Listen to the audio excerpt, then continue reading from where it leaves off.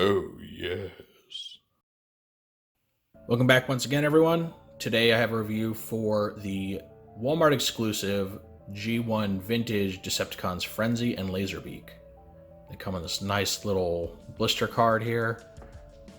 Frenzy and Laserbeak, as you probably already know, are the cassette minions for the Decepticon Soundwave, who is also being released around this time. So naturally, we're going to show these guys off with him and their buddies. So this review will be probably pretty brief. Very simple toys, not a whole lot going on here. Really nice, old school artwork on the front here. Got the cassettes and their accessories on bubbles. On the back is where you have the actual instructions. So it shows you how to transform these guys. And then you also have their tech specs done in the old school format. First one is for Laserbeak. His function is interrogation. Quote, the only point I like in Autobots, melting point. Laserbeak takes pleasure in hunting his prey, usually the straggling survivors of a battle.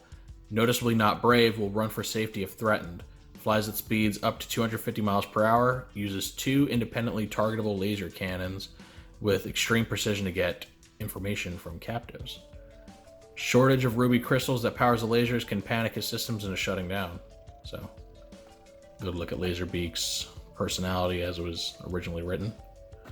Got his numbers here. And then for Frenzy, function warrior. So panic and surrender will bloom.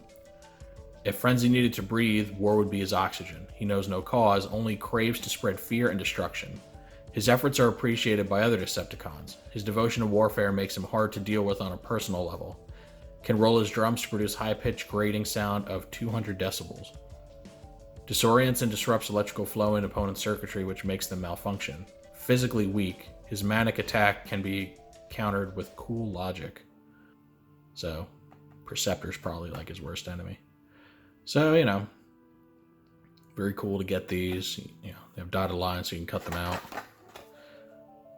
The instructions on here also, they're not specifically shown to be, cut out to save, but you can obviously do that if you want to. Alright, so now that we've seen all that, let's go ahead and get these guys open. Alright, so here are two cons in their cassette tape modes. You got Laserbeak over here, Frenzy over here. Now, I know the whole which cassette is Frenzy, which one is Rumble, red versus blue thing is just an endless debate.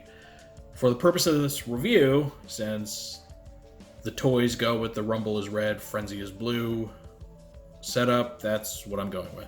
You can always headcanon them to be the opposite if you want to, but not making any statements. Don't at me. This is just what we're going with. Anywho, so you can see their cassette modes are pretty simple. Little rectangles. They have sticker details all over the front, making them look like cassette tapes. You can see like the little spools in there. It's got a rub sign right there, which you can see shows that he's a Decepticon. Flip side, you got some robotic details, which are very cool looking. Same thing for Frenzy here. He doesn't hold together as well, he's a little floppier. But you got your tape on the front there, and some robo details on the back and the sides. They're both roughly the same size as far as length and width. Laserbeak is a little bit thicker than Frenzy, which makes him a little bit harder to put into Soundwave's compartment. I'll show you that in a moment. Here are their accessories. These are the boosters and lasers that Laserbeak uses, and then these are the laser guns / wings that Frenzy uses. Right here's Soundwave in his tape deck mode. Go ahead, open it up. And for Laserbeak, you slide him in there. You gotta make sure he slides all the way down the guides there. He stays flush against the door, otherwise he won't go down all the way. It's kind of a pain to get in there. But once you get it, close it up, and boom, got a cassette in there. You can open it. Sticks a little bit because he's thick. I'll slide him out. You can do Frenzy as well. So he goes in much more smoothly. And he looks really good with Soundwave because their colors match very well. So that's the interactivity between them and their Decepticon ringleader. Alright, we're going to go ahead and transform these guys now, starting with Laserbeak. First thing I'm going to do, flip him over to his robot detail side. And his head just kind of slides out. So just kind of take your thumb, gently push it out. Try not to rub off the sticker that's on the top of his head. And once you get a hold of it, just kind of pull it the rest of the way, like so. Alright, and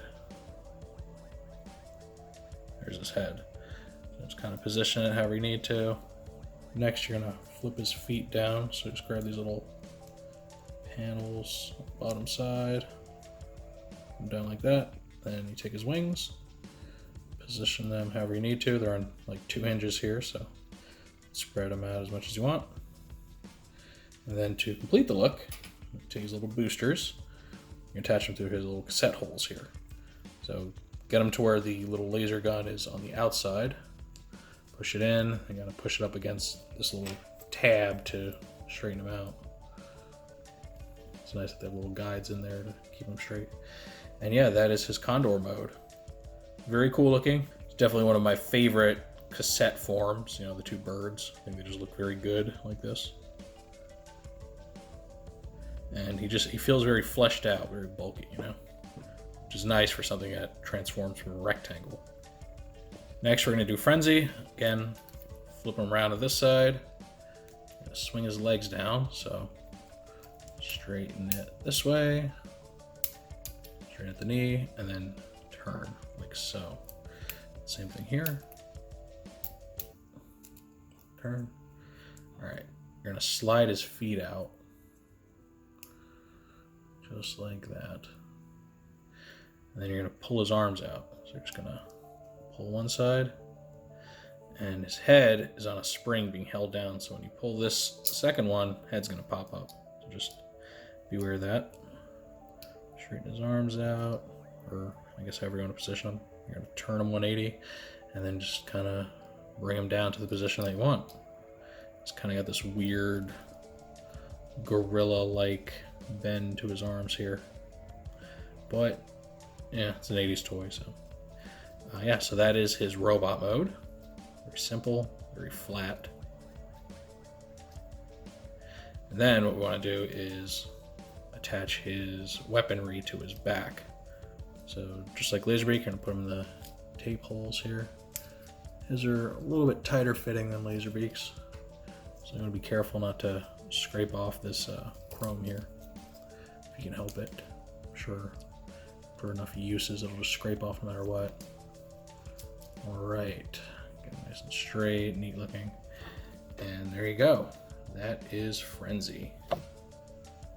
Here's the 2 of them together in their non-alternate modes. I don't know if I can really say robot modes, but yeah, so this is how they end up looking. Like I said, I'm more of a fan of this mold than this one.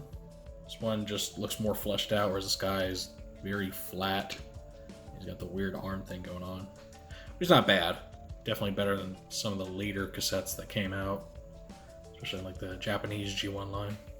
Right here we have our guys with their Masterpiece counterparts. See the 2 Laserbeaks, 2 Frenzies. The Laserbeaks are very close in appearance for the most part. The biggest difference really being the wing shape. This Laserbeak has more, I don't know, realistically shaped wings. These are just kind of ends of a rectangle. Functionally, the biggest difference between these 2 is that this Laserbeak's weapons are actually integrated into the cassette mode, whereas his are obviously removable. On the Frenzy side, you can see there's a big difference in their color palettes. And that is because the Masterpiece Frenzy is based off of his colors for the cartoon. Now, I know a lot of people would like to point out that, well, no, Rumble was the blue one in the cartoon. Yes, for the North American cartoon. In Japan, they kept the blue one as Frenzy. So rather than Rumble being the more recognizable character, it was actually Frenzy that had a lot of screen time. So hopefully that clears that up. So, you know, on the Japanese side, which is where the Masterpiece toy came from, the blue one is Frenzy. So yeah, that does make for a pretty different looking setup. He's got much lighter blues, kind of more purplish. Instead of having the gold details on his abdomen, he has silver. You can see his guns are much smaller in proportion to his body. And unlike Laserbeak, these aren't integrated into his cassette mode. You actually have to take them off and store them elsewhere. He really improves on the whole gorilla arms thing, though. He's significantly more articulated than G1 Frenzy. So, whereas these two are both kind of on the same level aesthetically, I would say that Masterpiece Frenzy is a huge improvement over the original. Alright, and just for fun, here are these two along with their Master Soundwave. Their cassette modes are compatible with his chest, even in robot mode, so you can act out the scenes from the cartoon of him deploying them in battle.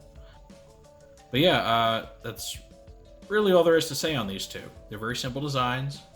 They're primarily meant as accessories to Soundwave. Now, I'm not trying to downplay the engineering that goes into them. It's very impressive, especially for the time in which these were created. To take this little triangle, turn it into this cool robot or a condor is no small feat. If you want to pick these guys up, they're available at Walmart's right now. They're $20 for the pack of 2. It's a little pricey, especially when you couple that with Soundwave being $50 for him and Buzzsaw. So whether or not it's worth it to you really just depends on priorities. If you're just trying to relive your childhood, or if you're a younger collector just trying to get the original Soundwave and his minions, it might be worth it. If you're strapped for cash, I might say maybe save it for a more modern toy. It's going to be functionally more complex and satisfying. But when you compare the price to what you'd pay on the secondary market for like an original set of these two, it's a lot cheaper. So I think it's worth it. I think they're a lot of fun to play with. But that's just how I feel about them. I'd love to know what you all think in the comments section. If you enjoyed this review, make sure to give it a thumbs up. If you want to see more like it or any of my other Transformers videos, make sure to subscribe and hit the notification bell so you always get a heads up when I post something new. Thank you for joining me today to look at these two cassettes. I hope you enjoyed the review, and with all that said, I will see you next time.